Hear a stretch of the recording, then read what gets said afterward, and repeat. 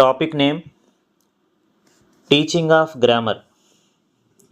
గ్రామర్ని ఏ విధంగా టీచ్ చేయాలి, meaning of grammar, types of grammar, advantages and disadvantages of grammar. ఇవన్నీ ఈ క్లాస్లో మనం తెలుసుకోబోతున్నాం. అలాగే డిస్క్రిప్షన్లో మీకు Telegram and WhatsApp group link ఇచ్చాను. అందులో జాయిన్ అయ్యారంటే మీకు క్లాస్ అయిపోయిన తర్వాత ఆ పీడిఎఫ్ అనేది అక్కడ నేను షేర్ చేస్తాను. Meaning of grammar. The meaning of grammar is different things to different persons. An ordinary person feels that grammar tells about right and wrong language. Meaning of grammar యొక్క అర్థం అనేది డిఫరెంట్ పర్సన్స్కి different లాగా ఉంటుందండి. సాధారణమైన మనిషి ఏమనుకుంటారు, గ్రామర్ అనేది రైట్ అండ్ రాంగ్, భాష యొక్క రైట్ రాంగ్ అని చెప్తుంది అని అనుకుంటాడు. It is the sum total of rules and regulations of the language. Thus grammar follows the rules and principles established over a period of time. Grammar అనేది total of rules and regulations of the లాంగ్వేజ్కి సంబంధించిన sum అన్నమాట. Rules and regulations యొక్క sum. So grammar అనేది rules and ప్రిన్సిపల్స్ని follow అవుతుంది. ఓకేనా, అవి మనకి చాలా రోజుల క్రితమే తయారు చేసి పెట్టున్నారు, ఎస్టాబ్లిష్ చేసి పెట్టున్నారు. ఆ రూల్స్ అండ్ ప్రిన్సిపల్స్ని ఫాలో అవుతుంది అనమాట గ్రామర్ అనేది. Grammar presents the facts of language arranged under certain categories and deals only with what can be brought under general laws and stated in the form of general rules. The meaning and concept of grammar will be more clear by the following given definitions which are stated by the eminent scholars. So ఇప్పుడు నేను చెప్పిన ఇదంతా మీరు గుర్తుపెట్టుకోవాల్సిన అవసరం లేదు, just వినండి, అర్థం చేసుకోండి చాలు.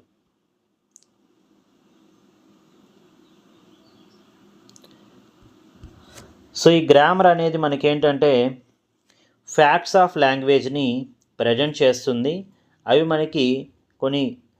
మనకి కొన్ని కేటగిరీస్ కింద అయితే పెట్టడం జరిగింది. So it deals only with what can be brought under general laws. ఆ జనరల్ లాస్కి సంబంధించి అది మనకి డీల్ అయితే చేస్తుందన్నమాట, జనరల్ రూల్స్ ప్రకారం. సో ఇక్కడ మనకి కొంతమంది సైంటిస్టులు ఉన్నారు, గ్రామర్కి వాళ్ళ డెఫినేషన్స్ అయితే ఇచ్చారు. ఇది కూడా మీరు బై హార్ట్ చేయాల్సిన అవసరం లేదు, జస్ట్ గుర్తుపెట్టుకోండి అట్లీస్ట్ ఆ సైంటిస్ట్ నేమ్ అయినా. బలార్డ్ అనే అతను ఒక సైంటిస్ట్. ఇతను అంటున్నాడు, ఎటిమలాజికలీ అంటే నేను చెప్పాను, లాస్ట్ క్లాస్లో చెప్పాను అనమాట. ఎటిమలాజికల్ అంటే ఆరిజిన్ ఆఫ్ వర్డ్స్ అని. It means the study of letters. It is the science that lies behind the art of literature and the composition అంటాడు.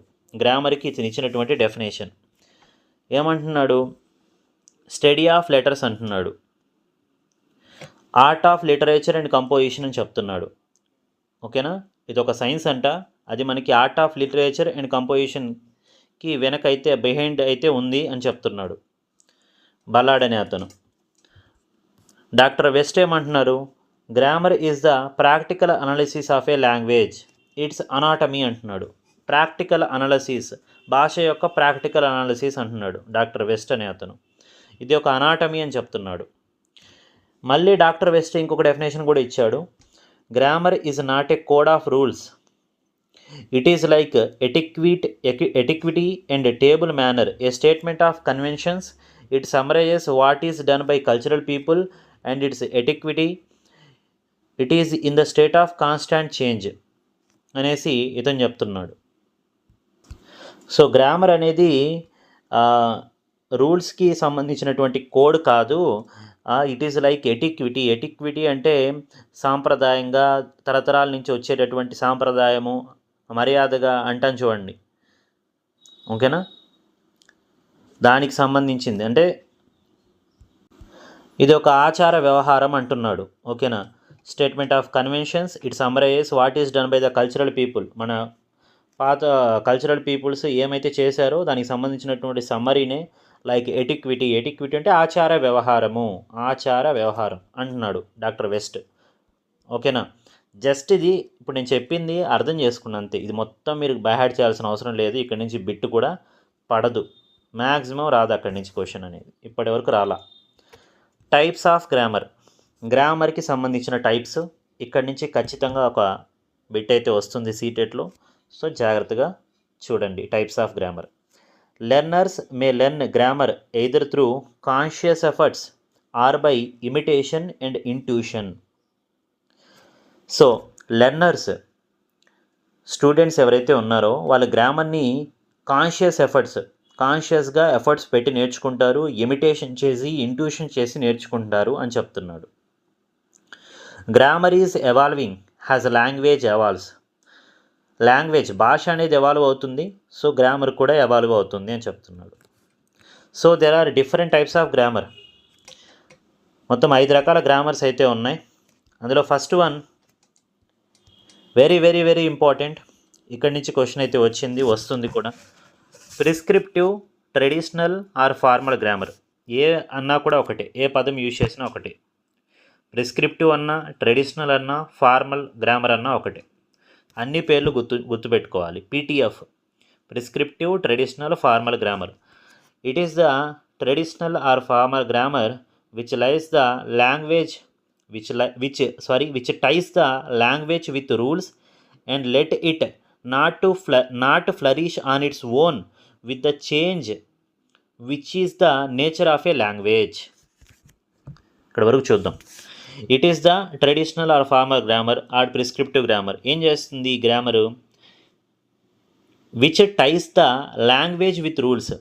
భాషని రూల్స్తో కట్టేసిన తర్వాత ఏం చేస్తుంది? Let it not flourish on its own. అది ఫ్లరిష్ అంటే నర్చర్ చేయడం, ఓకేనా, నర్చర్ అవ్వకుండా చేస్తుందన్నమాట. ఓకేనా. భాషని రూల్స్తో కట్టేసిన తర్వాత ఆ భాష అనేది అది నర్చర్ అయ్యి అది వేరే వేరే నేర్చుకోకుండా చేస్తుంది. Let it not flourish on its own with the change in its nature of a లాంగ్వేజ్లో మనకి చేంజెస్ అవుతుంటే బట్ అది మాత్రం ఆ రూల్స్కి తగ్గట్టే ఉండాలి అనేసి అది కట్టిబడుతుందన్నమాట. ఓకేనా.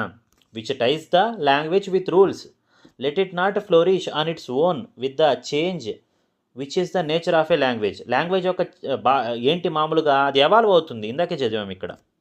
ఓకేనా. Grammar is evolving has language is evolves. But ఈ ప్రిస్క్రిప్టివ్, ట్రెడిషనల్, ఫార్మల్ గ్రామర్ మాత్రం అలా చేయదు. ఓకేనా. లాంగ్వేజ్ని రూల్స్తో కట్టి పెట్టేస్తుంది. అది ఎవాల్వ్ అవ్వకుండా, ఫ్లరిష్ అవ్వకుండా, నర్చర్ అవ్వకుండా చేస్తుంది అనమాట. This type of grammar is also called theoretical grammar. దీన్ని థియరిటికల్ గ్రామర్ అని కూడా అంటారు. Theoretical grammar.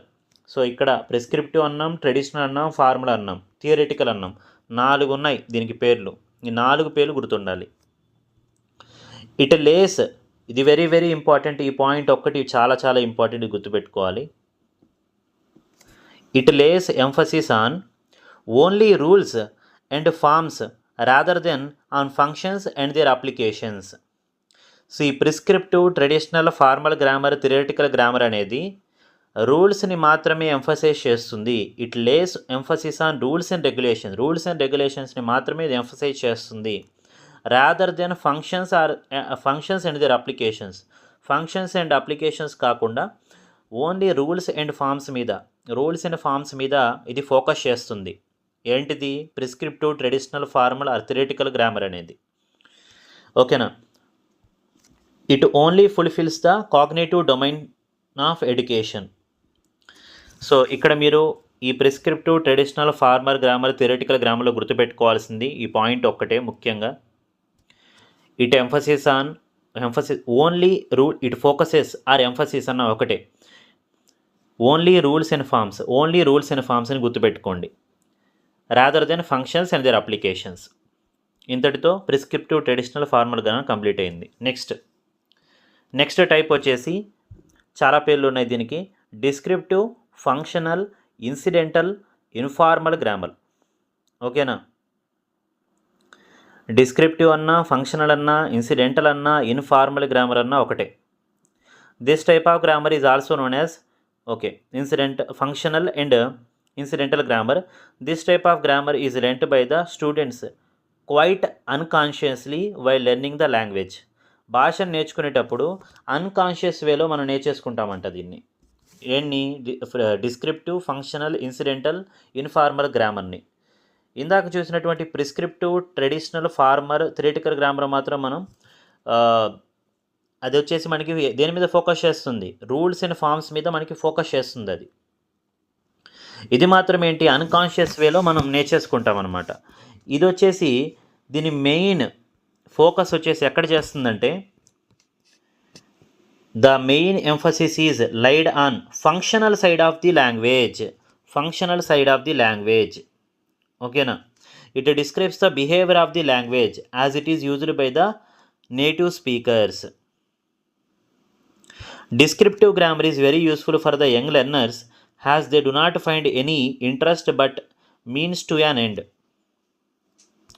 సో ఈ descriptive, functional, incidental or informal గ్రామర్లో మీరు గుర్తుపెట్టుకోవాల్సింది ఏంటంటే, ఇది దేని మీద ఫోకస్ చేస్తుందంటే, ఇక్కడ బ్లూ లెటర్స్ నేను రాసి పెట్టాను చూడండి, హైలైట్ చేస్తూ. Focuses on uses, applications, functional side of the language. ఓకేనా? ఇది జస్ట్ ఈ పాయింట్ ఒకటి గుర్తుపెట్టుకోండి, ఇదంతా అవసరం లేదు, జస్ట్ ఈ పాయింట్ గుర్తుపెట్టుకోండి. Uses, applications, functional side of the language. పేర్లోనే ఉందండి, డిస్క్రిప్టివ్, ఫంక్షనల్, ఇన్సిడెంటల్, ఇన్ఫార్మల్ అని. Uses, application, functional side of the language మీద ఇది ఫోకస్ చేస్తుంది, ఎంఫసైజ్ చేస్తుంది. ఓకేనా? అన్కాన్షియస్ వేలోనే నేర్చేసుకుంటాము, ఈ పాయింట్ కూడా గుర్తుపెట్టుకోండి. ఓకేనా? ఇందాకటిది మాత్రం మనం ఓన్లీ రూల్స్ అండ్ ఫార్మ్స్ మీద, రూల్స్ ఫార్మ్స్ మీద మాత్రమే ఫోకస్ చేస్తుంది ప్రిస్క్రిప్టివ్ గ్రామర్ అనేది. Next, scholarly grammar. పేర్లోనే ఉంది. This type of grammar was developed by the scholars of the university. In developing it they used bibliographical references అనేవి use చేశారు. ఈ పాయింట్ ఒక్కటి చాలు. స్కాలర్లీ గ్రామర్లో పండితులు అండి, యూనివర్సిటీకి సంబంధించినటువంటి విశ్వవిద్యాలయాల్లో పండితులు ఉంటారు కదా, స్కాలర్స్, వాళ్ళు తయారు చేసినటువంటి గ్రామర్నే స్కాలర్లీ గ్రామర్ అంటాం. Next, structural grammar. పేర్లోనే ఉంది స్ట్రక్చర్ అనేసి. సో అండ్ అమెరికన్ లింగ్విస్టిక్, భాషావేత్త అంటారు కదా, అలా లింగ్విస్టిక్ అంటే professor C C Fries. Professor C C Fries, ఈ పేరు గుర్తుపెట్టుకోండి, సీటెట్లో అడిగారు. సో ఇతని పేరు గుర్తుపెట్టుకోండి. స్ట్రక్చరల్ గ్రామర్ ఎవరంటే professor C C Fries was the founder of this type of grammar. అమెరికాకి చెందిన అతను ప్రొఫెసర్ సిసి ఫ్రైస్ స్ట్రక్చరల్ గ్రామర్ని అతను ఫౌండర్ అనమాట. ఇతను he published in his book in 1952 the structure of English అనేటటువంటి బుక్లో ఆయన ఎంఫసైజ్ చేస్తున్నాడు. ఏమని? Structural grammar emphasise on structure of the sentence. Structural grammar అనేది స్ట్రక్చర్ ఆఫ్ ది సెంటెన్స్ మీద ఫోకస్ చేస్తుంది, లేదా ఎంఫసైజ్ చేస్తుంది. ఒక సెంటెన్స్ యొక్క స్ట్రక్చర్ అనేది ఎలా ఉంటుంది మనకు తెలుసు. Subject plus verb plus object. Subject ఉండాలి, వెర్బ్ ఉండాలి, ప్లస్ ఆబ్జెక్ట్ ఉండాలి. దాన్నే మనం ఒక సెంటెన్స్ అంటాము. ఓకేనా? Subject plus verb plus object ఉంటే అదే మనకి స్ట్రక్చరల్ సెంటెన్స్ అనమాట.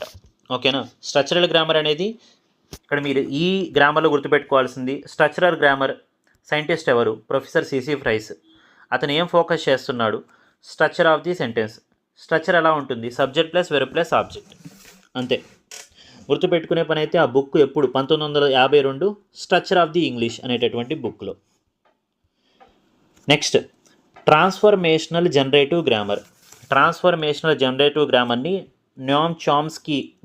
నోయం చామ్స్కీ అనే అతను కనుక్కున్నాడంట. ఇతను మనకి లాంగ్వేజ్ అక్విజిషన్ డివైస్కి సంబంధించి కూడా ఇతనికి రిలేషన్ అయితే ఉంది. According to this type of grammar, transformational generative గ్రామర్కి సంబంధించి 2 టైప్స్ ఆఫ్ సెంటెన్సెస్ ఉన్నాయంట. ఓకేనా? ఈ గ్రామర్కి సంబంధించి, ట్రాన్స్ఫర్మేషనల్ జనరేటివ్ గ్రామర్కి సంబంధించి 2 టైప్స్ ఆఫ్ సెంటెన్సెస్ ఉన్నాయి. ఒకటి basic sentence, 2 transformed sentence. Basic sentence అంటే basic sentence cannot be derived from other sentence. Basic sentence అనేది ఎప్పుడు వేరే సెంటెన్స్ నుంచి డిరైవ్ అవ్వదు. ఓకేనా? బేసిక్ సెంటెన్స్ అంటే స్ట్రక్చర్ ఆఫ్ ది సెంటెన్స్ అండి. Subject plus verb plus object అనేది బేసిక్ సెంటెన్స్ అవుతుంది. దాన్ని అఫర్మేటివ్ సెంటెన్స్ అని కూడా అంటాం. సో చూడండి, ట్రాన్స్ఫార్మ్డ్ సెంటెన్స్. ఓకేనా? ఇక్కడ ఇచ్చారు చూడండి ఇంకొక example. She is dancing. She is dancing అనేది బేసిక్ సెంటెన్స్. షీ అనేది ఏంటి? సబ్జెక్ట్. ఈజ్ అనేది ఏంటి? వెర్బ్. ప్లస్ మళ్ళీ డాన్సింగ్ అనేది ఏంటి, షీఈస్ డాన్సింగ్, డాన్సింగ్ అనేది ఏంటి, object, subject plus verb plus ఆబ్జెక్టే కదా. సో అది బేసిక్ సెంటెన్స్ అవుతుంది, అఫర్మేటివ్ సెంటెన్స్ అవుతుంది. ట్రాన్స్ఫార్మ్డ్ సెంటెన్స్ అనేది ఏంటంటే is she dancing, is she dancing question mark, who is dancing question mark. So దీన్ని ట్రాన్స్ఫార్మ్డ్ సెంటెన్స్ అంటాం. ఓకేనా, అంటే మనకి చివరిగా క్వశ్చన్ మార్క్స్ వస్తూ ఇలా అడిగేటటువంటి సెంటెన్సెస్ని ట్రాన్స్ఫార్మ్డ్ సెంటెన్స్ అంటాము. This grammar is in a developing stage. ఏది, ట్రాన్స్ఫార్మ్డ్ సెంటెన్స్ అనేది డెవలపింగ్ స్టేజ్లో ఉందన్నమాట. ఇది మనం చూస్తుంటాం, మన ఇంగ్లీష్లో గ్రామర్లో ఎక్కడో దిక్కున ఇలాంటి క్వశ్చన్స్ మనం చూస్తుంటాం, ఇలాంటి సెంటెన్సెస్ చూస్తుంటాం. అయితే ఈ ట్రాన్స్ఫార్మ్డ్ సెంటెన్స్ అనేవి డెవలపింగ్ స్టేజ్లో ఉన్నాయంట. Perhaps in future will give a systematic syntax of English. ఫ్యూచర్లో సిస్టమాటిక్ సింటాక్స్ ఆఫ్ ఇంగ్లీష్ అనేది ఇవ్వచ్చు అని చెప్తున్నారు. సింటాక్స్ అంటే subject plus verb plus object అండి. ఓకేనా, స్ట్రక్చర్ ఆఫ్ సెంటెన్స్ని సింటాక్స్ అంటాము. అఫర్మేటివ్ ఆర్ బేసిక్ సెంటెన్స్ అనమాట ఇది. సిమాంటిక్ అంటే మీనింగ్ఫుల్ సెంటెన్సెస్ ఉంటాయి కదా, వాటిని సిమాంటిక్ అంటామండి. Next, advantages of teaching grammar. ఈ గ్రామర్ యొక్క అడ్వాంటేజెస్ ఏంటి? Language is a vehicle which helps us to transfer our ideas, feelings, thoughts, emotions, experiences, knowledge from one to another. But grammar is the mission by which that vehicle is set in motion. So without mission means grammar, the vehicle means language will not be in a motion. So ఏం చెప్తున్నా అంటే ఓవరాల్గా లాంగ్వేజ్ని bike అనుకుంటే grammar బైక్కి సంబంధించిన engine అంట. Engine లేకుండా bike ముందుకు వెళ్ళదు కదా, అదే చెప్తున్నాడు ఇక్కడ ఓవరాల్గా. ఓకేనా, సో లాంగ్వేజ్ భాషని ఒక వెహికల్ అనుకుంటే, బైక్ అనుకుంటే, గ్రామర్ అనేది దానికి సంబంధించిన ఇంజిన్. ఓకేనా, అంటే లాంగ్వేజ్కి గ్రామర్ అనేది ఒక ఇంజన్లా పనిచేస్తుంది. సో అవి రెండు కరెక్ట్గా ఉంటేనే, జతై ఉంటేనే అది ముందుకు వెళ్తుంది అనమాట. లాంగ్వేజ్ని బైక్ అనుకోండి, గ్రామర్ని ఇంజిన్ అనుకోండి, అవి రెండు లేకుంటే ముందుకు వెళ్ళదు అని గుర్తుపెట్టుకోండి చాలు. ఇదంతా ఎంత గుర్తుపెట్టుకోవాల్సిన అవసరం లేదు. మేము బై హార్ట్ చేయగలం సార్ ప్రతి ఒక్క పాయింట్ అనుకుంటే మాత్రం బై హార్ట్ చేసుకోండి, మీ ఇష్టం. ఓకేనా, నేనైతే ఏం చెప్తానంటే అర్థం చేసుకుని ఆ తర్వాత బై హార్ట్ చేయండి. చూడండి, కొన్ని మెరిట్స్ అయితే ఇచ్చారు మనకి. Grammar is essential for correct and adequate expression of language. Grammar అనేది ఎసెన్షియల్ ఎందుకు, correct and adequate expression of language. ఇప్పుడు నేను తెలుగు మాట్లాడుతున్నాను, ఎలా మాట్లాడుతున్నాను, ఈ గ్రామర్ అనేది నాకు కరెక్ట్గా వస్తేనే కదా నేను మాట్లాడగలను. ఓకేనా, సో గ్రామర్ ఎసెన్షియల్ ఎందుకు, correct and adequate expression of language. నేను ఇప్పుడు ఈ తెలుగు భాష మాట్లాడుతున్నానంటే కరెక్ట్గా గ్రామర్ కరెక్ట్గా మాట్లాడుతున్నాను కాబట్టి అవుతుంది. It is behind logic of the language. Grammar అనేది భాషకి ఒక లాజిక్ ఉంటుంది, బిహైండ్ దాని వెనకాల ఉన్నటువంటి ఒక లాజిక్ అనమాట భాషకి. It's teaching is essential to proceed from concrete to abstract. Grammar యొక్క టీచింగ్ అనేది ఎందుకు అవసరం మనకి అంటే, అవసరం ఎందుకంటే కాంక్రీట్ టు అబ్స్ట్రాక్ట్ అంటే వాస్తవికత నుండి కళలకి వెళ్ళడానికి మనకి గ్రామర్ అనేది అవసరం. It gives an insight into structure of the language. Structure of the లాంగ్వేజ్కి సంబంధించిన ఒక ఇన్సైట్స్ అయితే మనకి ఇస్తుంది. It is a systematised knowledge of the language. Grammar అనేది సిస్టమటైజ్డ్ నాలెడ్జ్ అనమాట లాంగ్వేజ్కి. Its importance in writing is unbeatable. So దాని ఇంపార్టెన్స్ అనేది అన్బీటబుల్ అనమాట రైటింగ్లో రాసేటప్పుడు. గ్రామర్ లేకుండా ఎలా పడితే అలా రాయగలమా అంటే రాయలేం కదా, అదే చెప్తున్నాడు. It provides the criterion for judging the correctness of the language. So భాష యొక్క కరెక్ట్నెస్ని జడ్జ్ చేయడానికి ఇది ఒక క్రైటీరియా లాగా పనిచేస్తుంది గ్రామర్ అని చెప్తున్నాడు. సో ఈ పాయింట్స్ అన్నీ మీరు గుర్తుపెట్టుకోండి రైట్గా. నెక్స్ట్ అండి, disadvantages of teaching grammar. Disadvantages ఏంటి? డిసడ్వాంటేజెస్ కూడా ఉన్నాయి టీచింగ్ ఆఫ్ గ్రామర్కి. At present times grammar is losing its importance. Present టైమ్స్లో ప్రస్తుతం గ్రామర్ అనేది దాని ఇంపార్టెన్స్ని కోల్పోతుందంట.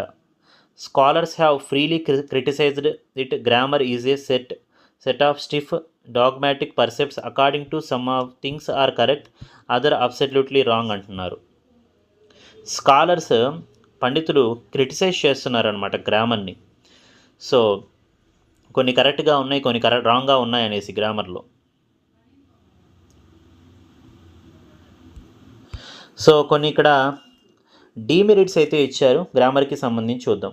It hinders the spontaneous learning of foreign language. Hinders అంటే బాధ, ఓకేనా. లాంగ్వేజ్ 2ని నేర్చుకోవడానికి ఇదొక బాధలాగా ఉంటుంది అని చెప్తున్నాడు, ఓకేనా. గ్రామర్ అనేది నేర్చుకోకుండా మనం ఫారెన్ లాంగ్వేజ్ అంటే పక్క లాంగ్వేజ్ని నేర్చుకోలేం కదా. ఫారెన్ లాంగ్వేజ్ అంటే మనకి సెకండ్ లాంగ్వేజ్ L2, ఓకేనా. L2 అనేది ఏంటి, మనం లెర్నింగ్ చేస్తేనే వస్తుంది L2 అనేది. మీకు చెప్పాను నేను ఆ క్లాస్లో, ప్రీవియస్ క్లాస్లో చెప్పడం జరిగింది.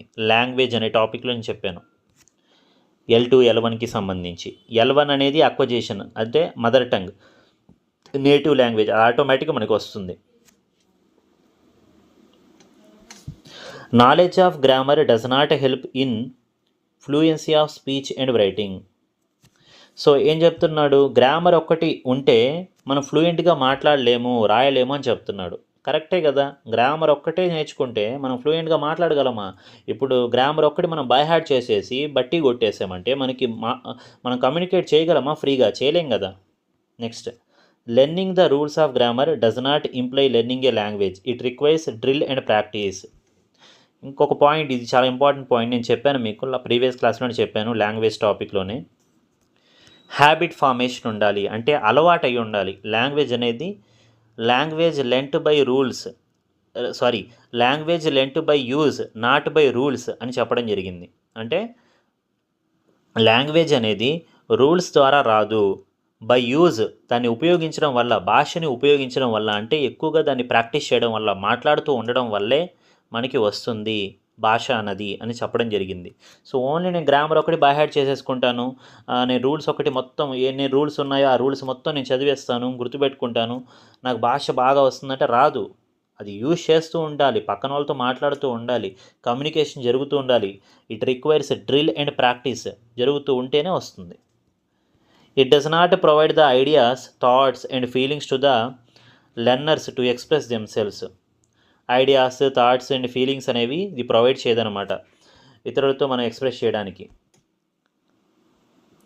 Grammar does not lay down rules for the language to follow, observe, records the language. So ఈ గ్రామర్ అనేది లాంగ్వేజ్కి రూల్స్ అనేవి చెప్పదనమాట, ఓకేనా. సో జస్ట్ గమనించి రాసుకుంటుంది. సో ఇంతటితో మనకి ఈ చిన్న టాపిక్ అయితే కంప్లీట్ అయిపోయింది. Teaching of grammar 8th topic complete అయిపోయింది ఇంగ్లీష్లో. సో ఈ టాపిక్లో మీరు గుర్తుపెట్టుకోవాల్సింది ఎక్కడంటే టైప్స్ ఆఫ్ గ్రామర్ చూసుకోవాలి, ఇంపార్టెంట్, ఓకేనా. ఇక్కడి నుంచే బిట్ వస్తుంది, అది కూడా ఈ 2, ప్రిస్క్రిప్టివ్, డిస్క్రిప్టివ్ గ్రామర్. ప్రిస్క్రిప్టివ్కి వేరే పేర్లు ఏమున్నాయి, ప్రిస్క్రిప్టివ్, ట్రెడిషనల్ అన్నా, ఫార్మల్ గ్రామర్ అన్నా, థియరిటికల్ గ్రామర్ అన్నా ఒకటే. Descriptive, functional, incidental, informal grammar అన్నా ఒకటే, ఓకేనా. దీనికి ఒక 4 పేర్లు ఉన్నాయి, దీనికి ఒక 4 పేర్లు ఉన్నాయి. ప్రిస్క్రిప్టివ్ ఇది దేని మీద ఫోకస్ చేస్తుంది, prescriptive, traditional, formal, rules and forms మీద ఫోకస్ చేస్తుంది. ఫార్మల్ ఉంది కాబట్టి ఫార్మ్స్ గుర్తుపెట్టుకోండి ఆ విధంగా.